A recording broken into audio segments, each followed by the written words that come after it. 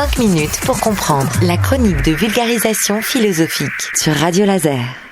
Bonjour à toutes et à tous. Donc, nous venons de voir récemment qu'avec Hobbes, dont je vais rappeler les dates, je vais peut-être pas rappelé la dernière fois, ça permet de situer historiquement le bonhomme. Donc, il est né en 1588, en 1679. Là, nous entrons dans une époque complètement nouvelle.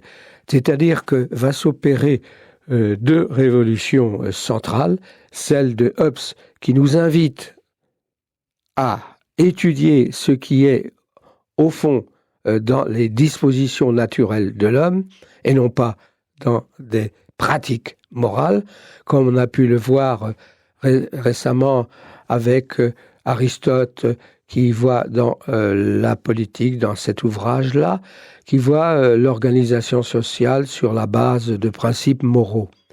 Non, pour Hobbes, l'organisation sociale ne doit pas s'organiser sur la base de principes moraux, mais sur la base d'une connaissance de la nature profonde de ce qui fait l'homme.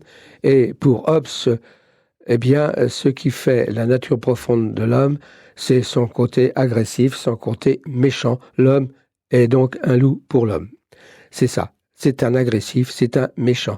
Donc, il faut contrecarrer ses pulsions, ses instincts. Alors, pour Hobbes, il faudra un pouvoir absolu. Un pouvoir absolu, sinon les hommes vont se taper dessus sans cesse. Donc, ce pouvoir absolu, c'est le fondement de ce qui ferait un État permettant de développer une moralité autour du droit, notamment. Mais voilà. Ça, c'est un aspect de la révolution de l'époque.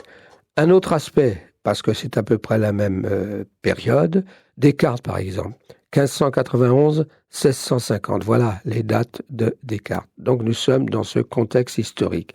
Avec Descartes, on procède aussi à une autre révolution.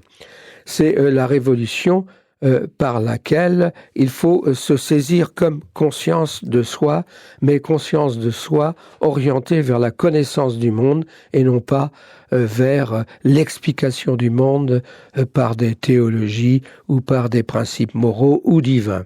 Autrement dit, c'est un rappel à la conscience de soi dans le monde. Alors, conscience de soi, mais pour Descartes, pour libérer cette conscience de soi, pour en quelque sorte lui enlever ces chaînes que peuvent être les pulsions, les instincts, bref, ce qui fait la corporéité de l'homme, il faut donc se séparer de cela. Donc Descartes est un dualiste, dans le sens où le corps est à part, et l'esprit est à part. Autrement dit, il n'y a pas d'unité corps-esprit. L'esprit habite un corps, mais il habite un corps, mais cependant, il ne faut pas transformer le dualisme de Descartes en une forme de séparation radicale. Mais Descartes, comme on l'avait déjà abordé, va distinguer ce qui fait l'être de l'homme et ce qui fait son existence. Son existence, c'est une union entre un corps et un esprit. Ça, c'est l'existence. Mais ce qui fait l'être de l'homme, ce qui fait sa spécificité parmi les autres êtres, c'est la conscience de soi. Et cette conscience de soi, comme son nom l'indique, vous savez le mot science dans conscience, donc il faut travailler la connaissance et du monde et de soi. Donc ça, c'est Descartes. Mais à la même époque à peu près, donc Spinoza, 1632-1677.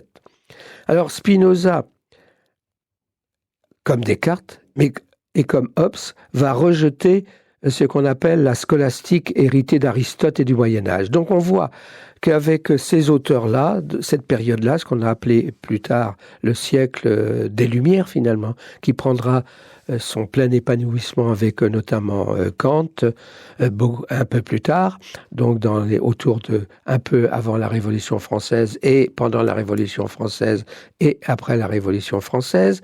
Donc Kant va intégrer tous ces auteurs-là pour nous faire croire et penser Aristote et le Moyen-Âge comme la période d'une forme d'obscurantisme. Obscurantisme, ça veut dire quoi ?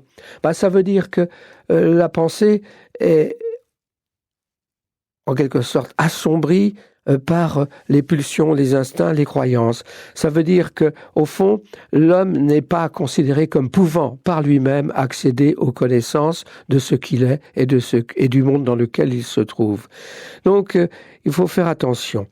Le Moyen-Âge, en fait, dans la population, ça n'est pas forcément la période de, comment dirais-je, de fortes découvertes scientifiques, mais c'est une période où on a fait beaucoup de progrès dans la connaissance, notamment dans le monde, on l'a déjà vu, dans le monde méditerranéen avec le monde arabe, et notamment, souvenez-vous, de l'algèbre, mais aussi le monde grec avec la géométrie. Donc, il ne faut pas généraliser un peu trop fort ce qui ferait l'obscurantisme du Moyen-Âge. Voilà. Alors, on essaiera une prochaine fois d'approfondir un peu tout ça. À bientôt.